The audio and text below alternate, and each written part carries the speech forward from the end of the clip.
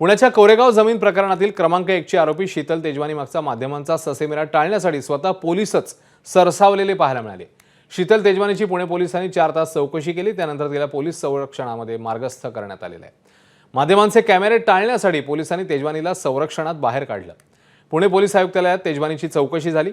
जबाब नोंदवल्यानंतर ती पुणे पोलीस आयुक्तालयातून बाहेर पडली। शीतल तेजवानीला सध्या तरी अटक होणार नसल्याची माहिती पोलीस सूत्रांकडून मिळते। पोलिसांकडून आधी महार वतनातील लोकांचे जबाब नोंदवले जाणार आहेत, त्यानंतर पुढील कारवाई केली जाणार आहे। या प्रकरणातील आरोपी दिग्विजय पाटील यांचीही चौकशी केली जाणार आहे।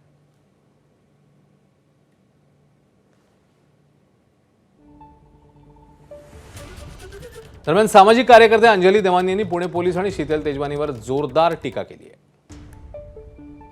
हे अति अति अति अति अति अति होतंय।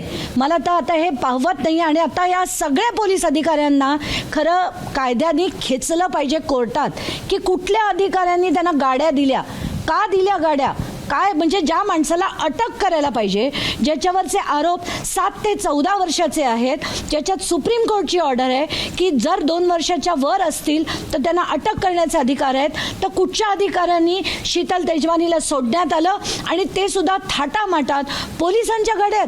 म्हणजे हाईट झाली आता या सगळ्या गोष्टींची।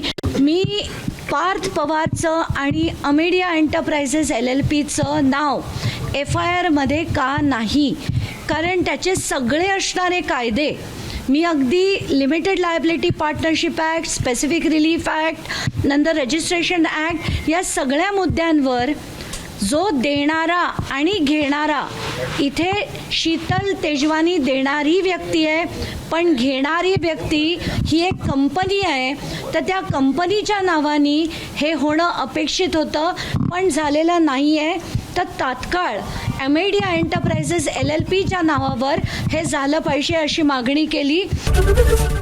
ABP माझा, उघडा डोळे बघा नीट।